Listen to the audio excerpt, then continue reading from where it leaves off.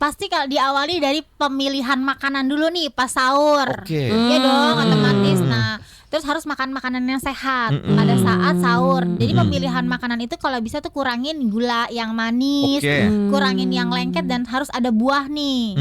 Juga jangan terlalu banyak bersantan. Sebenarnya cairan biru, entah putih, entah hijau gitu kan, itu kan sebenarnya adalah yang dibilang untuk menyegarkan rongga mulut.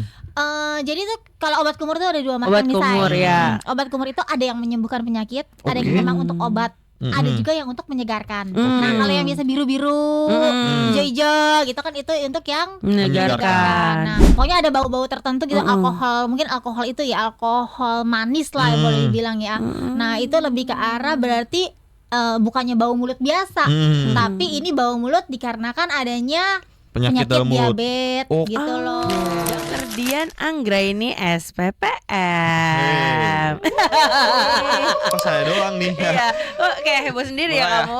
Dok kan kesehatan mulut atau mulut tuh menjadi salah satu yang menjadi concern buat orang-orang. Maksudnya kadang ada orang insecure dengan kesehatan mulutnya. Benar.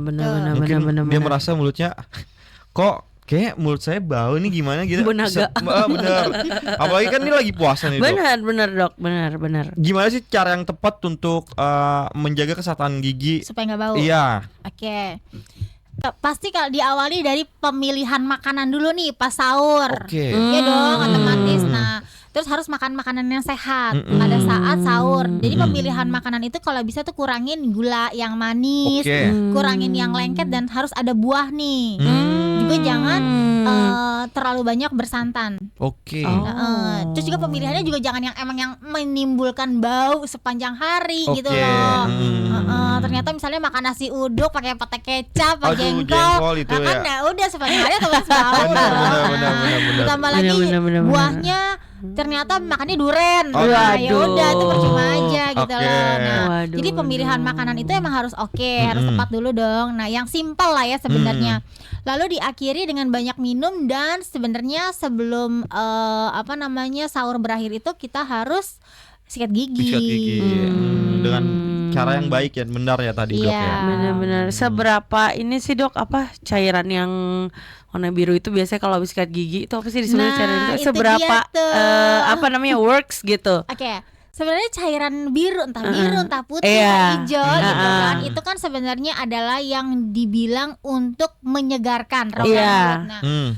Nah, jadi tuh kalau obat kumur tuh ada dua macam nih, Obat kumur itu ada yang menyembuhkan penyakit, ada yang memang untuk obat. Ada juga yang untuk menyegarkan. Nah, kalau yang biasa biru-biru, hijau-hijau gitu kan, itu untuk yang menyegarkan. Nah, baik yang menyegarkan maupun yang menyembuhkan penyakit, jika pemakaian 21 hari secara terus-menerus, itu bisa menyebabkan bakteri baik dalam rongga mulut tuh hilang. Nah, karena bakteri baiknya mati, otomatis timbullah jamur. Jadi PR baru nih. Makanya kok udah kumur, udah sikat gigi udah kumur, kering, enak gitu. Jadi sebenarnya tidak dianjurkan pemakaian si biru-biru itu terlalu sering. Mau dalam merek apapun ya gitu loh, tetap aja, apalagi yang mengandung alkohol banyak. Iya ya, soalnya habis pakai itu tuh langsung kayak wow, gitu. Jadi ya paling kita kalau mau pakai tuh agak dijeda. Karena ini penting banget nih, ternyata siang mau ketemu klien gitu kan. Nah, yaudah deh, pakai dulu deh, namanya lagi puasa nih. Nah, terus nanti kapan lagi mau ini gitu loh. Nah, tapi kalau misalnya tiap hari itu tidak terlalu dianjurkan.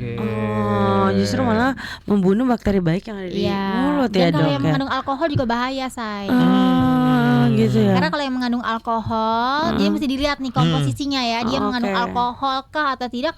Karena kalau yang mengandung alkohol itu jika pemakaian bertahun-tahun itu someday itu bisa terjadi cancer dalam rongga mulut. Jadi kita emang harus waspada ya. Jadi cuma gara-gara mau seger-seger doang. Jangan yang mengandung alkohol ya.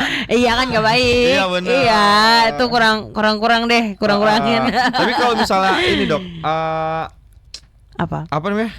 Si kesehatan mulutnya sebenarnya udah nggak bener gitu. Walaupun dibantu dengan gosok gigi, dengan si cairan pengumbul, obat kumur itu sebenarnya berefek apa enggak, Dok? Enggak, benernya gimana nih? Maksudnya ya udah berkarang gigi, udah giginya berlubang gitu. Iya, tetap harus dibenahi dulu nih. Oh, dibenahi dulu yang penting. Kalau enggak kita mau menghindari bau mengurangi bau nih, mengurangi bau mulut, otomatis ya minimal ya karangnya dibuang dulu.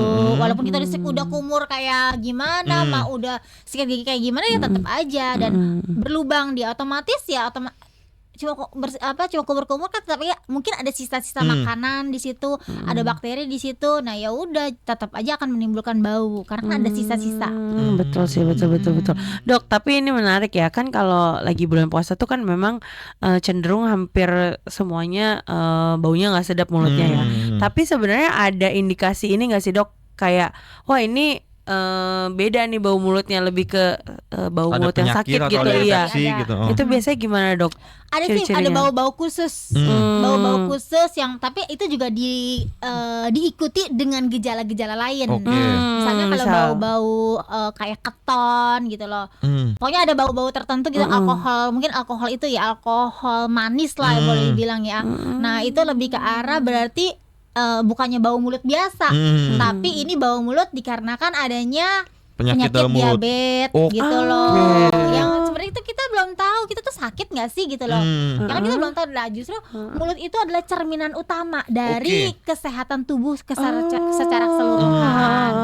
Padahal orang kadang kan cuek kan. Justru dari pertama nih kadang kita udah tahu gitu loh.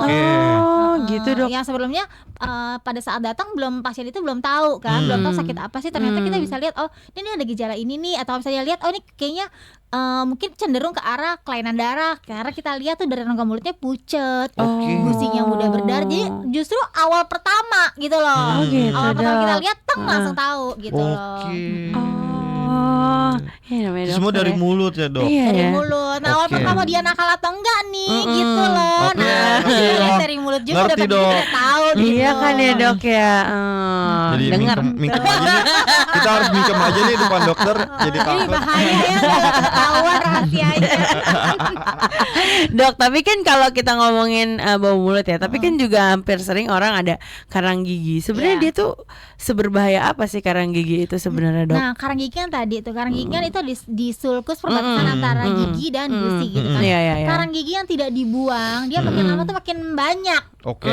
Makin banyak kan nempel terus dong. Kita ada ibarat kata di lantai tuh ada yang kasar. Kalau yang kasar itu tidak diambil, otomatis kan dia nempel lagi yang lunak. Mengeras lagi, nempel lagi yang lunak, mengeras lagi, otomatis kan tambah banyak dan tambah menekan ke bawah. Semakin dia menekan ke bawah, dia punya gusi kita tuh turun. Giginya naik. Nah lama-lama gigi yang naik-naik itu kan gak ada pegangan, lama-lama jadi goyang. Sering berdarah, gusinya bengkak dulu tuh.